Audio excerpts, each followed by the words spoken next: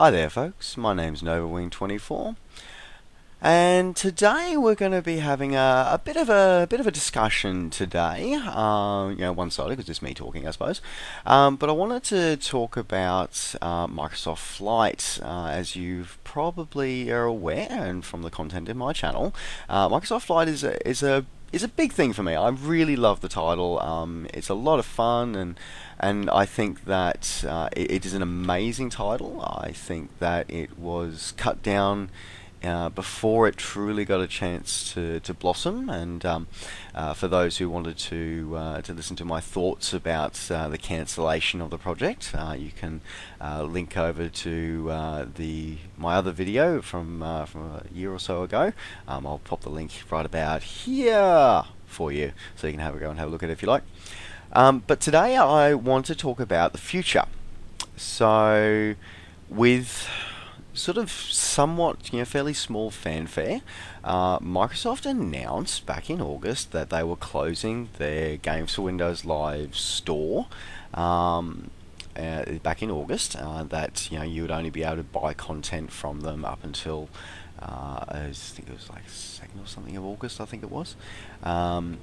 And then with that, as a sort of an aside, they also put out a little note saying that as of 1 July 2014, the Games for Windows Live multiplayer and sort of online platform service would actually being disbanded.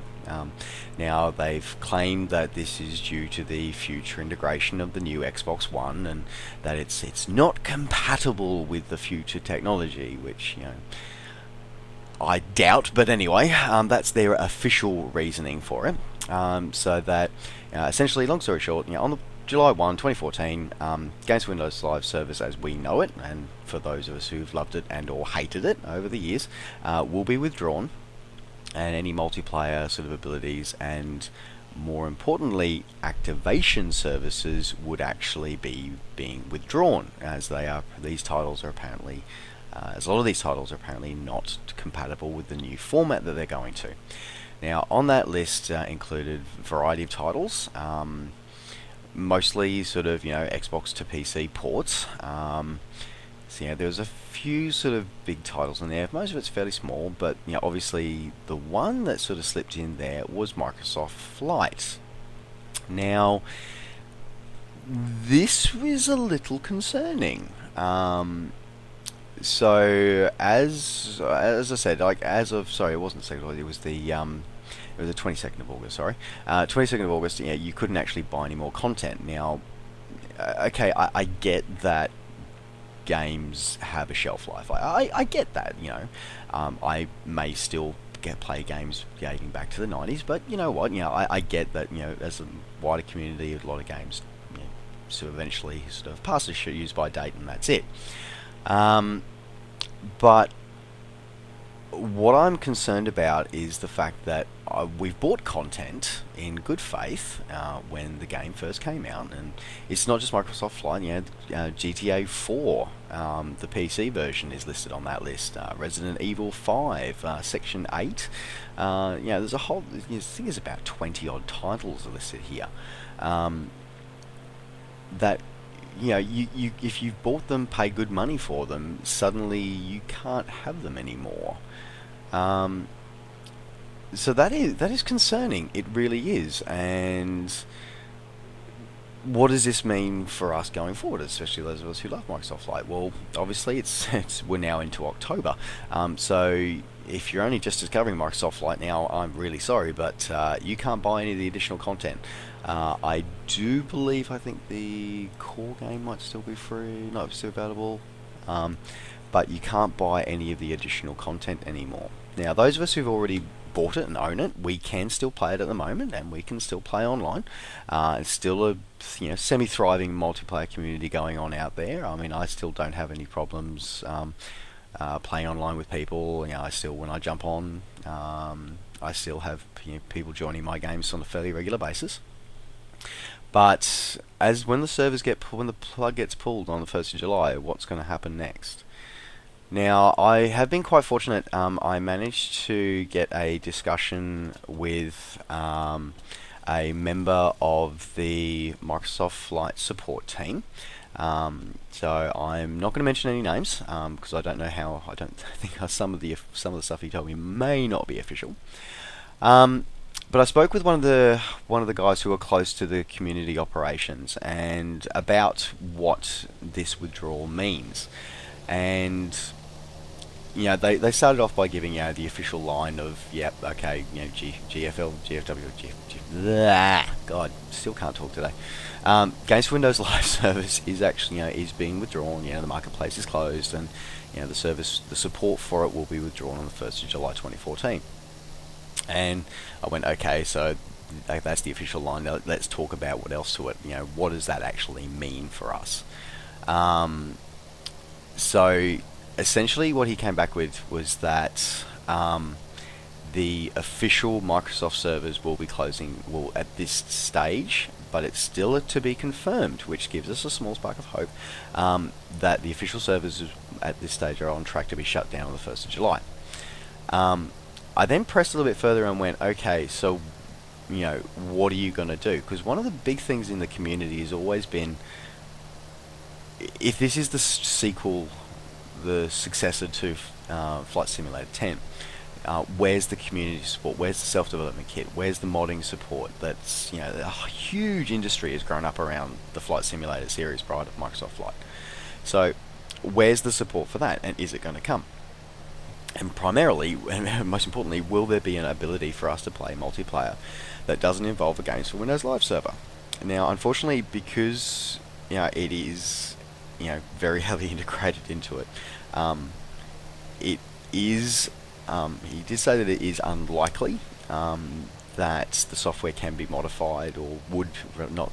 Let me rephrase: not can be modified, but would be modified by them to enable running on a local server or a LAN system.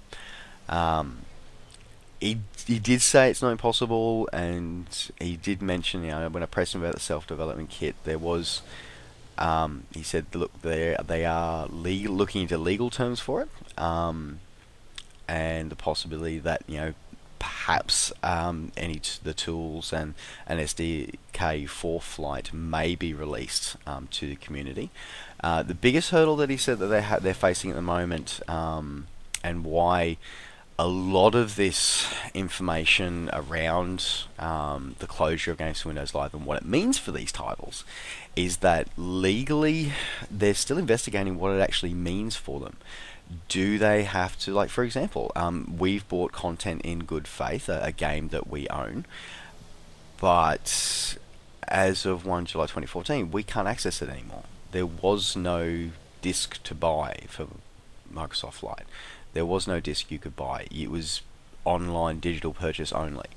It was either purchased through the Games for Windows Live marketplace or it was purchased through Steam. As an aside, folks, by the way, Steam has withdrawn it. It is no longer present on the Steam store. So if you've already got it in the inventory, you can see it. But if you uninstall it, you may not be able to get it again.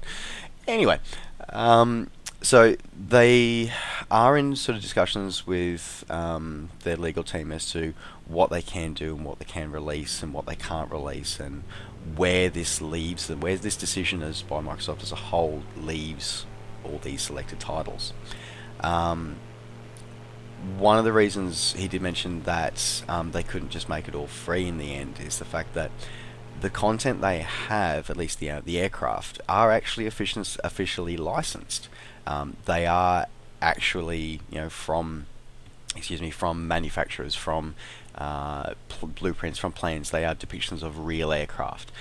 So they are licensing and sort of royalty issues that do have to be investigated, which is what's prevented from giving away freebies all the time and just going at the end of it, as it all sort of the death knell sounded, just going, here's a free for all, go nuts. So there's that one, and it went on for a little bit. We had a good chat and a good discussion about it, and at the end of the day, the summary was that Microsoft themselves don't seem to know what this decision actually entails. They've made the decision. They've decided that they're going to close the platform down, the Games Windows Live platform down. They've decided they're going to stop supporting a lot of the titles that inherently rely on this service. But now they've made that decision. Now they're dealing with the fallout of going, what does this actually mean for us? What does it mean for them as a publisher? What does it mean for people who own the titles? And what does it mean for the community and gaming for them in general? A key question which I did ask was that, okay, so, for those of us who own the content and would purchase all the DLC, that's great. If we uninstall, if we have to, I'm looking at formatting my computer, or rather upgrading my computer shortly, so I'm going to do a format and reinstall. If I have to reinstall everything, where do I go? And it's like, okay, well, for now you can still download it to Marketplace. It uses your Windows Live ID. Yes, you bought it. Yes, you can download it. That's fine. But if I do that format and reinstall after 1 July, will I still be able to download it?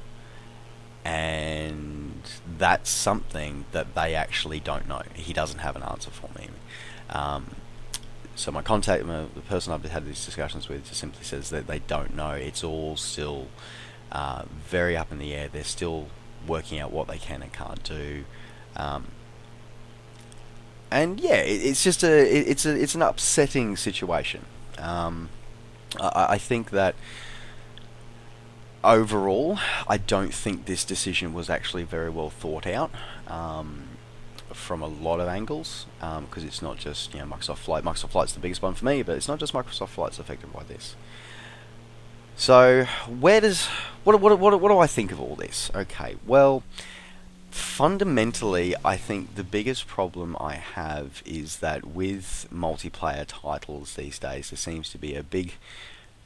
I remember when multiplayer sort of first through the internet started becoming more widespread, and multiplayer sort of first started taking off. It was a case of people would, host their own servers, or more accurately, they just connect directly into another computer, and you essentially do you do LAN parties. Who remembers LAN parties? You just LAN over a small local area network, or a serial cable. It'd be 2 computers literally just connected directly, and that's how you'd play. Then we moved into this whole big online server hosting. Now we've moved to a point where the publishers and the developers themselves are actually hosting the servers. And that's all well and good. I mean, okay, that's cool. I don't have to pay for a server. That's awesome. But the problem is that there's no support for when they pull the plug on that. What happens next? As a community, we don't have another option. Flight Simulator 10 is a classic example. Now, Flight Simulator 10 relied on the GameSpy service as its multiplayer environment, but it had a LAN backup. So what it meant is that when GameSpy went belly up and they stopped doing their servers for FSX and various other things and whatever, you still had the option of a LAN. Now what's happened then is that people have created servers that people can then virtually LAN into, so VPNs and stuff like that, so they can still play as a multiplayer environment, and that's great. There is an alternative there. What's happening to Microsoft Flight, I think, is a sad look into the possible future of a lot of titles, of what will happen to them when publishing houses go, we can't be bothered maintaining these servers anymore. So yeah, I think I'm hopeful that something will happen, something positive will come out of this, and we may actually get to see something. I mean, there's a lot of very intelligent developers and sort of coders out there, so if anyone's listening to this, yeah, definitely guys, pick up Microsoft Flight, have a look at it, see if you can find a way to make it run multiplayer without Games for Windows Live. The community will love you for it, they really will. I already know there are some third-party developers looking at adding in additional aircraft. There's always the reskinning tool, which is already around. There's a couple of my skins already up here as well. So I think that Microsoft Flight had so much potential. It was stillborn because of severe corporate mismanagement and lack of corporate vision, and then this really is a bit of an insult to injury. It really is. I mean, the title's barely been going 3 years, and it's dead. Essentially, will be dead next year, and that's very sad. So, anyway, folks. So as I said, I'm hopeful. I'll keep sort of annoying my contact and see what they have to say, and hope for the best. Other than that, folks, if you do have the Microsoft Flight content and you do want to get involved, again, I can't promote this enough. I've talked about them before, but the team over at msflights.net. That community actually started because of Microsoft Flight. They've branched out into other flight sims now, but they do still regularly host Microsoft Flight fly-ins and events.